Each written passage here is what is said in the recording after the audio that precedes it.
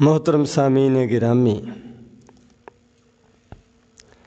اللہ تبارک و تعالیٰ کا ہم پر، پوری دنیا پر، پوری کائنات پر یہ رحم و فضل ہے کہ اس نے ہماری رہنمائی کے لیے، ہمیں سیدھا رستہ دکھانے کے لیے، جنت کا راستہ دکھانے کے لیے، جہنم کے راستوں سے بچانے کے لیے ہمیں نبی کریم صلی اللہ علیہ وسلم جیسا رسول عطا فرمایا،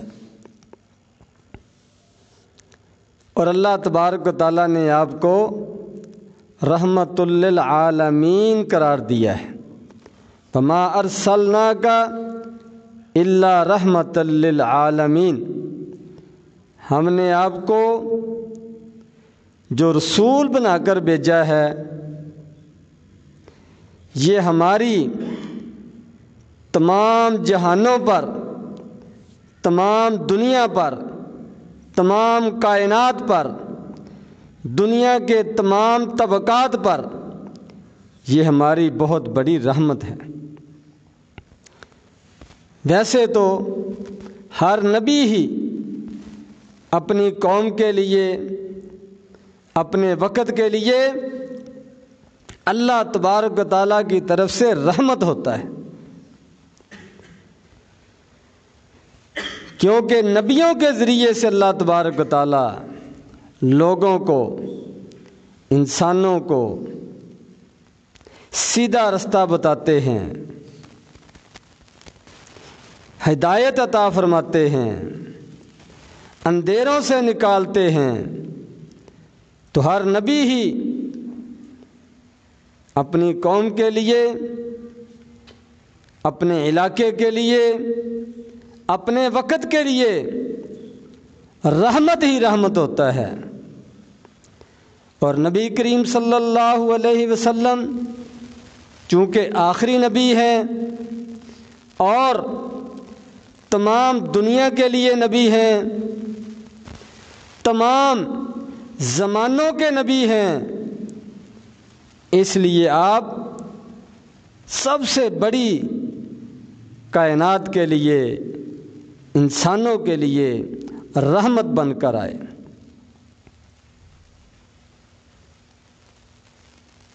اگر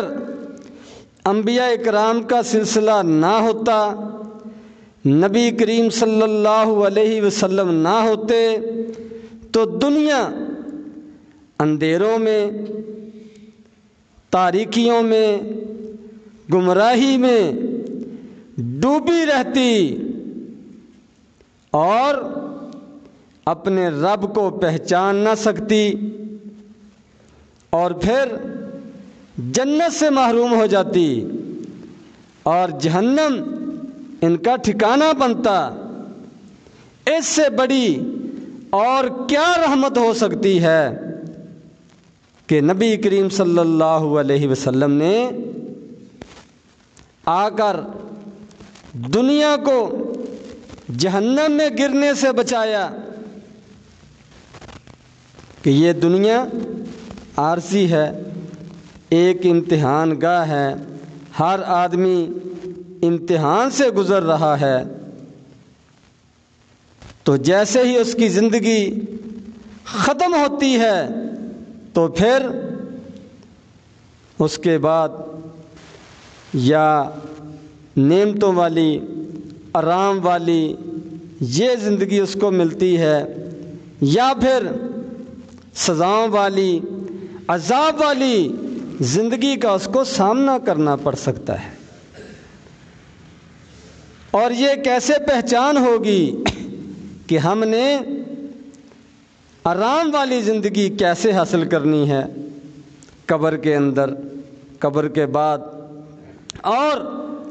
تکلیفوں والی، عذاب والی زندگی سے کیسے بچنا ہے قبر کے اندر، قبر کے بعد، اور اپنے خالق اور مالک کو کیسے پہچاننا ہے، کیسے راضی کرنا ہے، اور اس کی ناراضگی والے کاموں سے کیسے بچنا ہے، یہ سب انبیاء کرام نے، نبی کریم صلی اللہ علیہ وسلم نے لوگوں کو بتلایا۔ تو لوگوں کو انبیاء کرام کا احسان مند ہونا چاہیے، ان کا شکریہ ادا کرنا چاہیے، ان کی عزت و احترام ان کا کرنا چاہیے کہ انہوں نے اپنے آرام کو چھوڑ کر، اپنے گھر بار کو چھوڑ کر، دنیا کی تمام رنگینیوں کو چھوڑ کر، دن رات ایک کر کے لوگوں پر محنت کی، لوگوں تک پہنچے، لوگوں تک اللہ کا پیغام پہنچایا، ان کو توحید سمجھائی، اور اس راستے میں ان کو گالیاں سننی پڑی تو وہ سنی، تانے سننے پڑے تو وہ سنے، پتھر کھانے پڑے تو وہ کھائے، جانیں قربان کرنا پڑی تو وہ قربان کی۔ یہ سارا کچھ کس لیے؟ لوگوں کی ہدایت کے لیے، لوگوں کی اصلاح کے لیے، لوگوں کو کامیابی کا رستہ دکھانے کے لیے۔ اس سے بڑی اور رحمت انسانیت کے لیے کیا ہو سکتی ہے؟ تو نبی کریم صلی اللہ علیہ وسلم پوری انسانیت کے لیے رحمت ہیں، اور جو جو آپ پر ایمان لائے گا، آپ کی دعوت کو قبول کرے گا، وہ ہدایت پا جائے گا، روشنی اس کو حاصل ہو جائے گی، جنت کا راستہ اس کو نظر آ جائے گا، اپنے رب کو وہ راضی کر لے گا۔ اور جو آپ کی دعوت سے منہ موڑے گا اور آپ کی مخالفت کرے گا، آپ کے دین کو، آپ کی دعوت کو روکنے کی کوشش کرے گا، اس کے راستے میں رکاوٹیں پیدا کرے گا، وہ ناکام و نامراد ہوگا، ذلت و خواری اس کا مقدر بنے گی، چاہے وہ ابو لہب ہو یا اس وقت کا کوئی بڑا حکمران ہو، کوئی کافر ملک ہو، جو بھی اس اسلام سے، نبی کریم صلی اللہ علیہ وسلم کے اس پیغام سے، آپ کی لائی ہوئی ہدایت سے انکار کرتا ہے، اس کی مخالفت کرتا ہے، دنیا آخرت میں وہ تباہ و برباد ہوگا۔ تبت یدا ابی لہب و تب، جب پہلی دفعہ نبی کریم صلی اللہ علیہ وسلم نے یہ پیغام رحمت، یہ کامیابی کا رستہ دنیا کے سامنے پیش کیا، تو جس نے آپ کی مخالفت کی، آپ کو گالیاں دی، آپ کے ہاتھ ٹوٹ جانے کی بد دعا کی، آپ کی ہلاکت کی اس نے تمنا کی، تو اللہ تبارک و تعالیٰ نے خود اس کو جواب دیا، فرمایا جس کو میں نے نبی بنا کر بھیجا ہے، رحمت بنا کر بھیجا ہے، تمہیں سمجھانے کے لیے بھیجا ہے، جو اس کی مخالفت کرے گا، اس کو تکلیف دے گا، اس کے راستے میں رکاوٹ بنے گا، اس کے ہاتھ ٹوٹیں گے، وہ دنیا میں ناکام و نامراد ہوگا، وہ آخرت میں عذاب کا مستحق بنے گا، جہنم میں جائے گا۔ یہ ابو لہب سے لے کر رہتی دنیا تک سب کے لیے اللہ تبارک و تعالیٰ کا یہ اعلان ہے۔ اللہ تبارک و تعالیٰ نے نبی کریم صلی اللہ علیہ وسلم کو اپنا پیغمبر بنا کر بھیجا، اپنا پیغام لوگوں تک پہنچانے والا بنا کر بھیجا۔ تو جو آپ کی مخالفت کرتا ہے، آپ کی توہین کرتا ہے، آپ کی گستاخی کرتا ہے، آپ کی بات کو نہیں مانتا، وہ گویا کہ اللہ تبارک و تعالیٰ کا انکار کرتا ہے، اللہ تبارک و تعالیٰ کی توہین کرتا ہے، اللہ تبارک و تعالیٰ کی گستاخی کرتا ہے،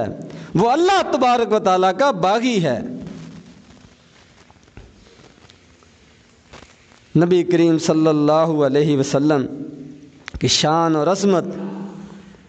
بہت بلند ہے۔ اللہ تبارک و تعالیٰ نے آپ کو پوری دنیا کا سردار بنا کر بھیجا، اور انبیاء کرام سے یہ عہد لیا تھا، وَإِذْ أَخَذَ اللَّهُ مِيثَاقَ النَّبِيِّينَ لَمَا آتَيْتُكُم مِّن كِتَابٍ وَحِكْمَةٍ ثُمَّ جَاءَكُم رَسُولٌ مُصَدِّقٌ لِّمَا مَعَكُمْ لَتُؤْمِنُنَّ بِهِ وَلَتَنصُرُنَّهُ، کہ جب تمہیں میں نبی بنا دوں، کتاب دے دوں، اپنی وحی تم پر نازل کروں، اور تم اپنی قوم کے لیے دعوت و اصلاح کا کام کرنے لگ جاؤ، پھر دوسرا نبی آ جائے، تیسرا نبی آ جائے، چوتھا نبی آ جائے، آخری نبی آ جائے، تو تم نے اس کی تصدیق کرنی ہے، اس کی مخالفت نہیں کرنی، اس کو ماننا ہے، اس پر ایمان لانا ہے۔ یہ اللہ تبارک و تعالیٰ نے انبیاء کرام سے عہد لیا۔ تو تمام نبی ایک دوسرے کا احترام کرتے ہیں، ایک دوسرے کی تصدیق کرتے ہیں، ایک دوسرے پر ایمان رکھتے ہیں، اور اپنے بعد میں آنے والے تمام نبیوں پر ایمان لانے کا حکم دے کر جاتے ہیں۔ عیسیٰ علیہ السلام وہ آخری نبی تھے جنہوں نے نبی کریم صلی اللہ علیہ وسلم کے بارے میں اپنی قوم کو، دنیا کو یہ پیغام دیا کہ میرے بعد نبی آئے گا جس کا نام احمد ہوگا، تم نے اس پر ایمان لانا ہے۔ تو تمام انبیاء کرام ایک دوسرے پر ایمان لانے کی اپنی قوموں کو تعلیم دے کر گئے۔ تو جو قوم، جو ملک بعد میں آنے والے نبی کو نہیں مانتے، وہ گویا کہ اپنے نبی کو نہیں مانتے، وہ اپنے نبی کی بات کو ٹھکراتے ہیں، وہ اپنے نبی کے بھی گستاخ ہیں، اور نبی کریم صلی اللہ علیہ وسلم کے بھی گستاخ ہیں۔ تو تمام انبیاء کرام نبی کریم صلی اللہ علیہ وسلم کی بشارت دے کر گئے۔ عیسیٰ علیہ السلام نبی کریم صلی اللہ علیہ وسلم کی بشارت دے کر گئے۔ تو جو عیسائی، جو یہودی یا کوئی اور کافر اس وقت دنیا کے اندر موجود ہے اور وہ نبی کریم صلی اللہ علیہ وسلم کو نہیں مانتا، آپ پر ایمان نہیں لاتا، آپ کا احترام نہیں کرتا، آپ کو آخری نبی نہیں مانتا، وہ نہ صرف نبی کریم صلی اللہ علیہ وسلم کی مخالفت کر رہا ہے، بلکہ وہ اپنے نبی عیسیٰ علیہ السلام کی بھی مخالفت کر رہا ہے، وہ اپنے نبی موسیٰ علیہ السلام کی بھی مخالفت کرتا ہے، اور جس کو بھی وہ اپنا بڑا سمجھتا ہے وہ اس کی مخالفت کرتا ہے، کیونکہ سارے نبی یہ بشارت دے کر گئے، خوشخبری دے کر گئے ہیں، اپنی قوموں کو پابند بنا کر گئے ہیں کہ تم نے ہمارے بعد آنے والے نبی کو ماننا ہے، اس پر ایمان لانا ہے۔ مدینہ منورہ کے اندر یہودیوں کے بڑے بڑے قبیلے وہ ہجرت کر کے شام کے علاقے سے دوسرے علاقوں سے ہجرت کر کے آ کر آباد ہوئے تھے۔ اس کی بنیادی وجہ یہی تھی کہ ان کی کتابوں کے اندر اشارے موجود تھے کہ آخری نبی اس علاقے میں آنا ہے، کھجوروں کے علاقے میں آنا ہے۔ تو یہودیوں کے بڑے بڑے قبیلے، بڑے بڑے پڑھے لکھے لوگ مدینہ منورہ کے ارد گرد آ کر آباد ہو گئے تھے، صرف اس لیے کہ یہاں نبی آئے گا، ہم اس پر ایمان لائیں گے، ہمیں کامیابی کا رستہ مل جائے گا، دنیا آخرت میں کامیاب ہو جائیں گے۔ تو یہ دلیل ہے کہ ان کی کتابوں میں نبی کریم صلی اللہ علیہ وسلم کی آمد کا ذکر تھا، آپ کا نام ذکر ہے، آپ کا علاقہ ذکر ہے، آپ کے اوصاف ذکر کیے گئے۔ تو اب اگر کوئی کافر، ہندو، کمیونسٹ، بدھ مت، عیسائی، یہودی وہ نبی کریم صلی اللہ علیہ وسلم پر ایمان نہیں لاتا تو وہ اپنے نبی پر بھی ایمان نہیں لاتا، اور اگر وہ نبی کریم صلی اللہ علیہ وسلم کی توہین کرتا ہے، گستاخی کرتا ہے، وہ اللہ تبارک و تعالیٰ کی گستاخی کرتا ہے، اللہ تبارک و تعالیٰ کی توہین کرتا ہے، کیونکہ آپ کو اللہ تبارک و تعالیٰ نے تمام دنیا کے لیے نبی بنا کر بھیجا، اور آپ کی مخالفت کرنے والے، آپ کی توہین کرنے والے، ان سے اللہ تبارک و تعالیٰ خود نپٹتے ہیں۔ پہلے بھی اللہ تبارک و تعالیٰ نے ان کو عبرت کا نشان بنایا، آئندہ بھی، اب بھی عبرت کا نشان بنیں گے۔ ابو لہب کو دیکھ لو، ابو جہل کو دیکھ لو، قریش کے بڑے بڑے سرداروں کو دیکھ لو کہ کس طرح ان کی چودراہٹیں، سرداریاں ملیاں میٹ ہو گئیں، نام و نشان مٹ گیا۔ ایک آدمی وہ نبی کریم صلی اللہ علیہ وسلم کے پاس آیا، کلمہ پڑھا، آپ کا کاتب بن گیا، لکھنے لگ گیا، بعد میں وہ مرتد ہو گیا اور نبی کریم صلی اللہ علیہ وسلم کے بارے میں گستاخی کے کلمات کہنے لگا، آپ کی توہین کرنے لگا، بھاگ گیا وہاں سے، مدینے سے اپنے کسی علاقے میں چلا گیا، تو اللہ تبارک و تعالیٰ کا اس پر عذاب آیا، گرفت آئی، تاکہ دوسرے لوگوں کو سمجھ آئے کہ سچے نبی کی توہین کرنے پر، گستاخی کرنے پر، اس کی مخالفت کرنے پر اللہ تبارک و تعالیٰ کتنے ناراض ہوتے ہیں۔ تو بخاری شریف کی حدیث ہے کہ جب وہ فوت ہو گیا،